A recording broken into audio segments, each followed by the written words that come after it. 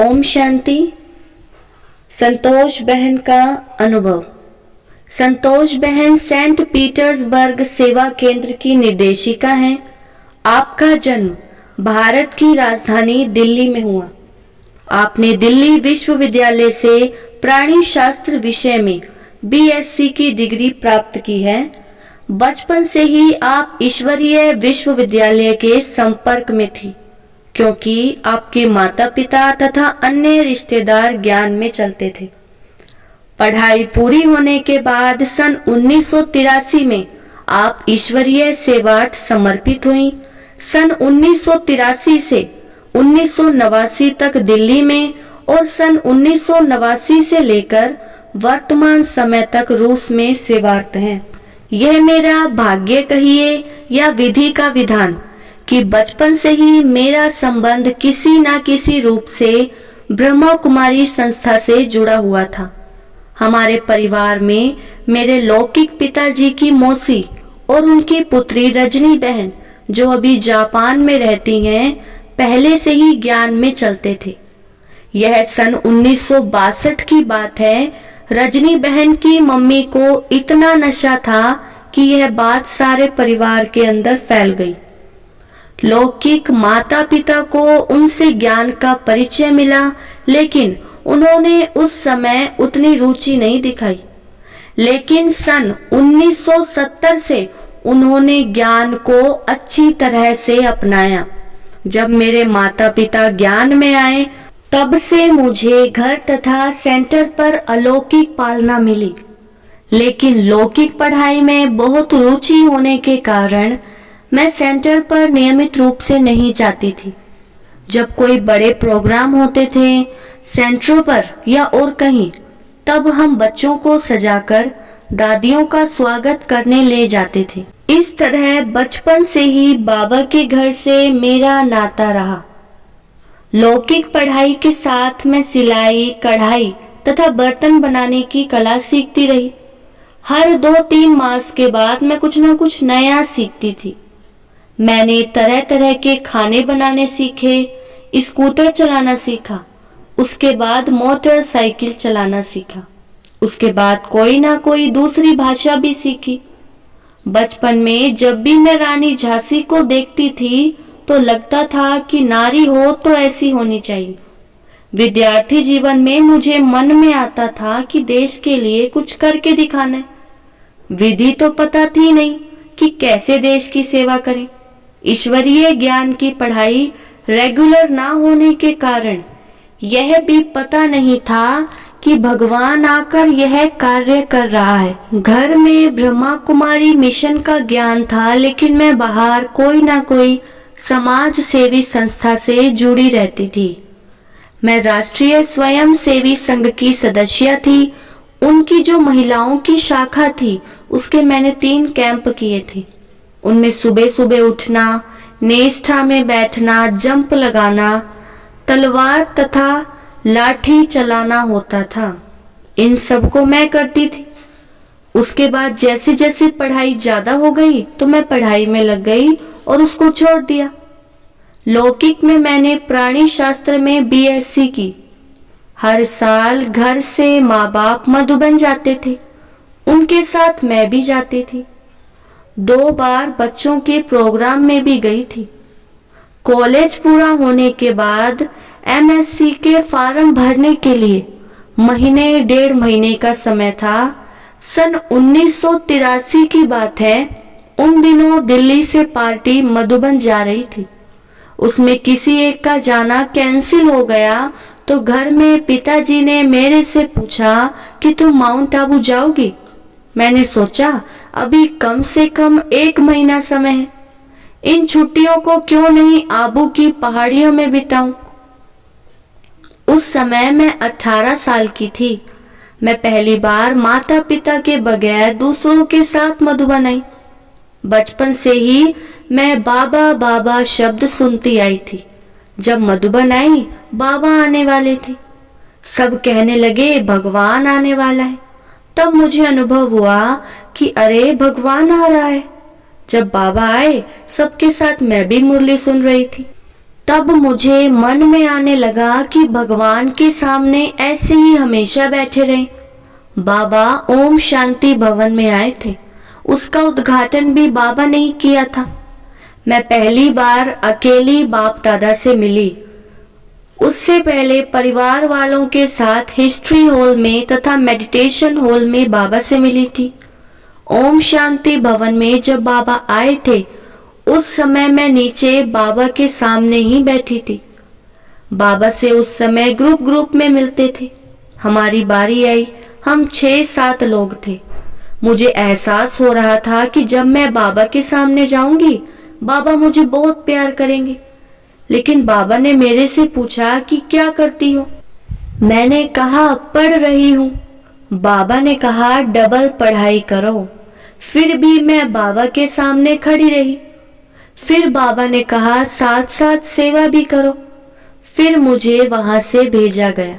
मेरा दिल भारी हो गया क्योंकि बाबा दूसरों से बहुत प्यार से मुस्कुराते हुए बात कर रहे थे। उनको अच्छे अच्छे वरदान दे रहे थे। मुझे तो सिर्फ कुछ कहकर भेज दिया। वहां से कमरे में जाकर सारी रात रोती रही।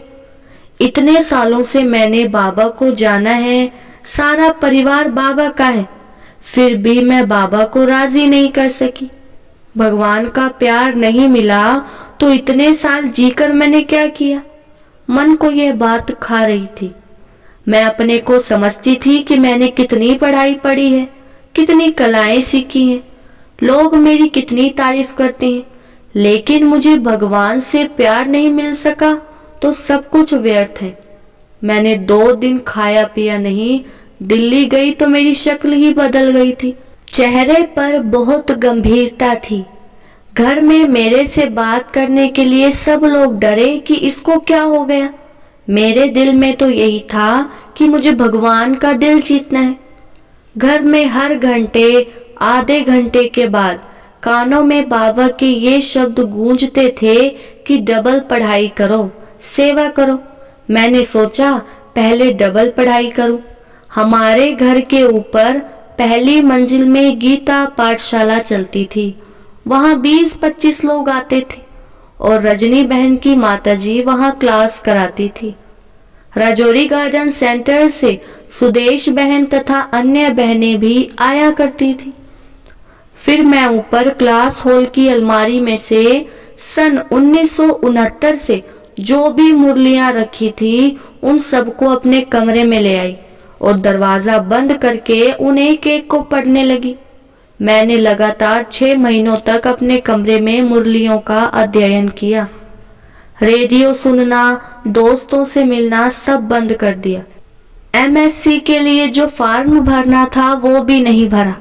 मुरलियों को जैसे जैसे पढ़ती गई वैसे वैसे बाबा के प्यार का अनुभव होने लगा। बाबा के प्यार में खुशी के आंसू बहने लगे।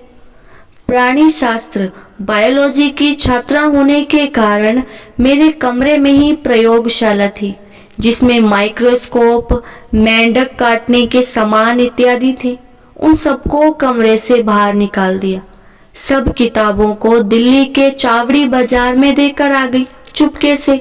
घर वालों को बताया नहीं। मुरली पढ़ते पढ़ते मुझे अंदर से आवाज आ रही थी कि मुझे अब सारे लौकिक संबंध तथा संपर्क को खत्म करना है।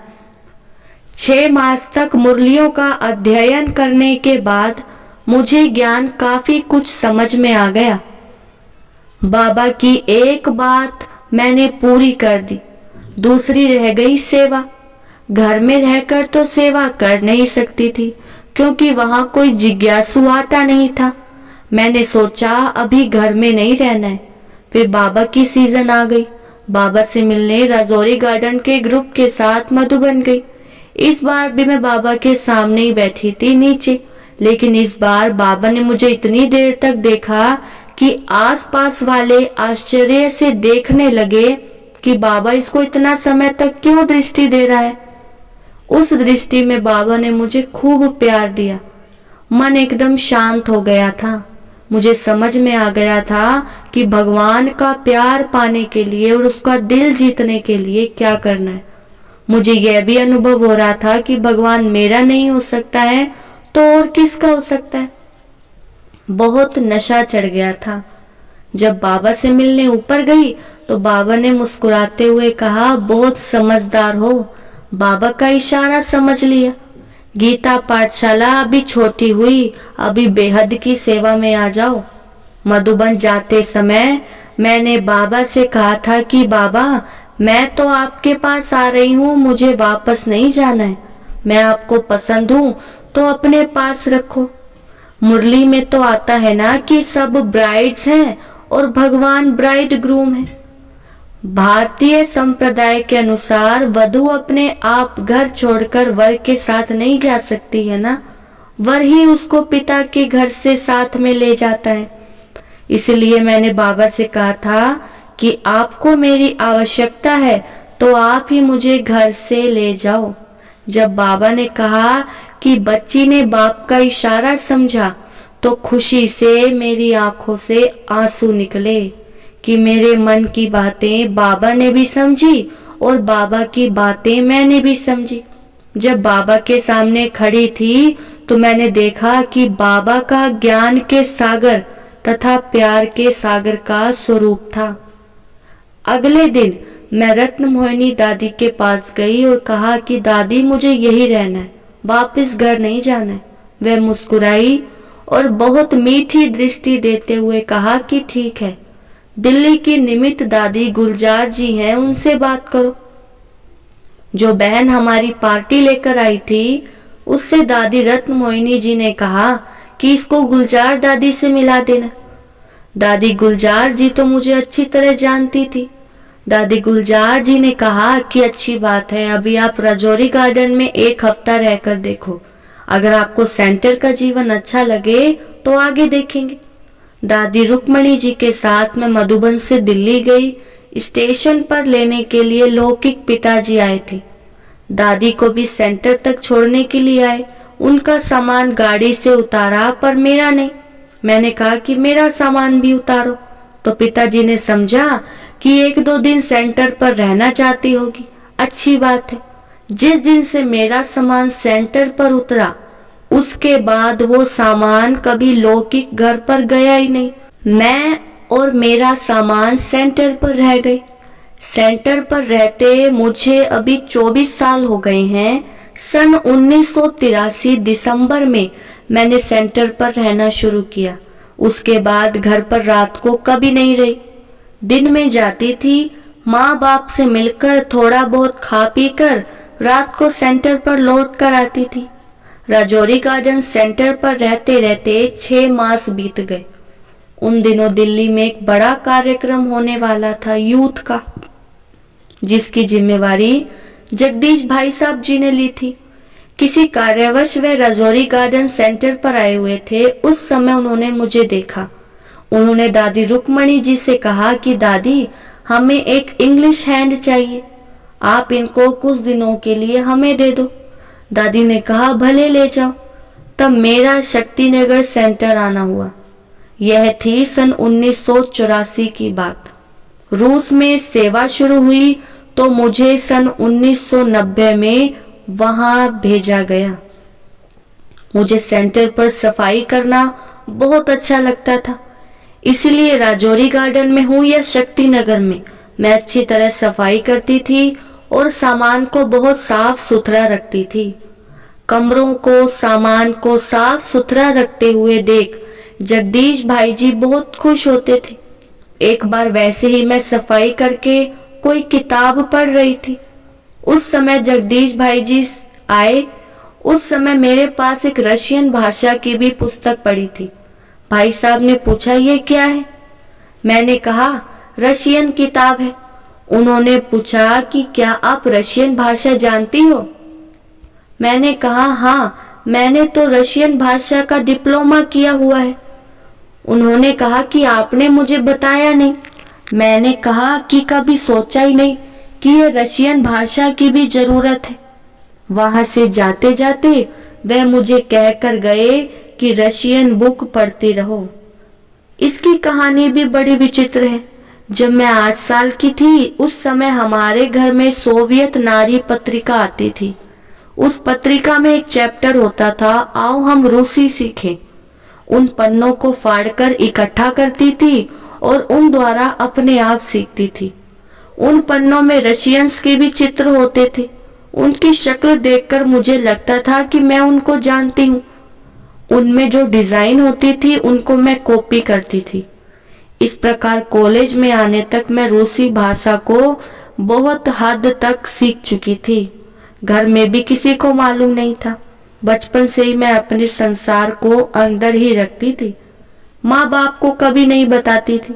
जब पहले दिन कॉलेज गई तो नोटिस बोर्ड पर एक छोटा सा नोटिस लगा हुआ था कि विज्ञान के विद्यार्थियों के लिए रशियन कल्चर सेंटर रशियन भाषा का डिप्लोमा कोर्स शुरू कर रहा है।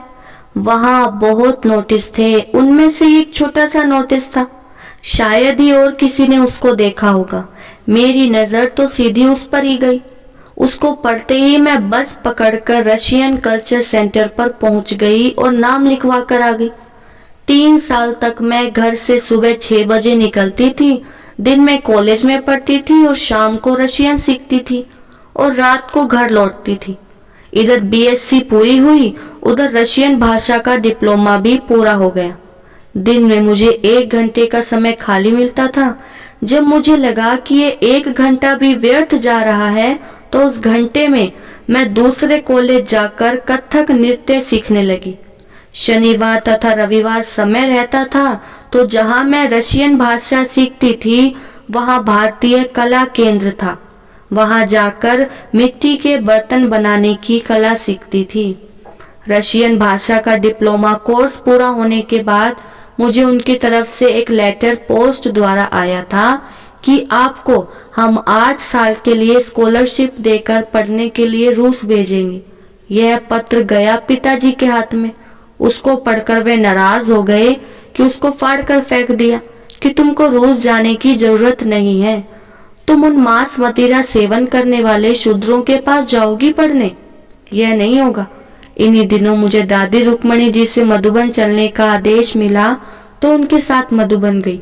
मधुबन जाने के बाद दूसरी कहानी बन गई। मेरे जीवन की दिशा ही बदल गई।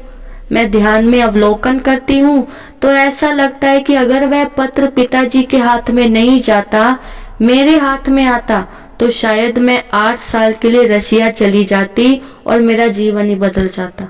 बाबा ने यह सारी पृष्ठभूमि अपनी सेवा कराने के लिए तैयार की। अब विजय भाई रशिया जा रहे थे। उस समय मैंने उनको आत्मा, परमात्मा, योग तथा अष्ट शक्तियों के लेसन रशियन भाषा में अनुवाद करके दिए थे। प्लेन में जाते समय विजय भाई ने किसी रशियन व्यक्ति को वो दिखाए। वो व्यक्ति बहुत खुश हुआ। यह बात विजय भाई ने जगदीश भाई साहब को पत्र में लिखी थी। तो भाई साहब ने कहा कि अच्छा, उसको रशियन भाषा इतनी आती है। फिर भाई साहब ने बहुत खुश होकर मेरे से कहा कि समय आने पर हम आपसे सेवा लेंगे। विजय भाई के रशिया जाने के बाद पहले चक्रधारी दीदी को, उसके बाद सुधा बहन को बुलाया गया। तीसरी बार मैं गई सन 1990 मार्च में। जब मैं वहां गई तो विजय भाई बाबा से मिलने के लिए मधुबन आए। मैं अकेली वहां रही। उन दिनों मुझे योग में इतना शक्तिशाली अनुभव होता था कि मैं एक आग का गोला हूँ। विश्व के गोले पर बैठकर पूरे रशिया को योगदान देती थी। बाबा ने भी मुझे उतना ही शक्तिशाली अनुभव कराया। योग में मैं यही संकल्प करती थी कि इन आत्माओं का भारत से प्यार जुटाना है, इन आत्माओं को भारत में लाना है। जैसे भारत वालों को रशिया से प्यार है, वैसे ही रशिया वालों को भी भारत से बहुत प्यार है। वहाँ की माताएं हम बहनों को तो देवी के रूप में देखती हैं, बहुत मान देती हैं। इससे हमारा मन भी वहाँ लग गया। वे हमारे पास आकर बैठ गए और अपने वाइब्रेशन से कहते थे कि हम तो आपके पास आए हैं, जो करना है, जैसा करना है, जैसे ले चलना है ले चलो। मैं तो 1 साल के लिए गई थी, लेकिन ऐसी स्थिति में उनको छोड़कर हम आए कैसे? मुझे भी उनको आधे रास्ते में छोड़कर भारत लौटना ठीक नहीं लगा और मैं भी वहाँ की और वहीं के भाई बहनों की होकर रह गई। पहले मॉस्को में सेंटर खुला, उसके 6 मास के बाद सेंट पीटर्सबर्ग में निमंत्रण मिला तो मैं वहां गई। वह भी बहुत बड़ा शहर है, वह रूस की पुरानी राजधानी है। रशिया के अन्य सेवा स्थानों से भी बहुत निमंत्रण आए। मैंने अपने व्यक्तिगत पुरुषार्थ में बाबा के साथ एक एक संबंध को एक एक साल तक अनुभव करने का अभ्यास किया है। जैसे कि शुरू में जब मैंने मुरली का अध्ययन करना आरंभ किया था, बाबा को टीचर के रूप में पूरे 1 साल तक अनुभव किया। इस अवधि में सब प्रश्नों के उत्तर बाबा से ही पाए। विचार सागर मंथन करने की विधि अच्छी तरह मेरे में विकसित हुई। रशिया में मैंने एक बार बाबा को गुरु के रूप में अनुभव किया। गुरु के रूप में बाबा से कई वरदान पाए तथा विघ्नों को पार करने की शक्तियां भी पाई। जब मैं बाबा को पिता के संबंध से याद करती थी, तब बाबा ने बच्ची की हर आशा पूर्ण की। उदाहरण के रूप में रशिया में 70 साल के इतिहास में कभी बाजार में केला नहीं आया था। मेरे वहां जाने के बाद केले, सेब, सब्जियां आदि मार्केट में आने लगे। ये क्या है? बच्चों के प्रति बाबा की पालना ही है ना। उसके बच्चे जहां भी हैं, उनको खिलाना, पिलाना, पालना करना, यह सब बाबा का ही कर्तव्य है ना। यह सब कुछ मैंने अनुभव किया है, इसलिए मुझे बाबा के साथ सारे संबंध अति प्रिय हैं। अच्छा, ओम शांति।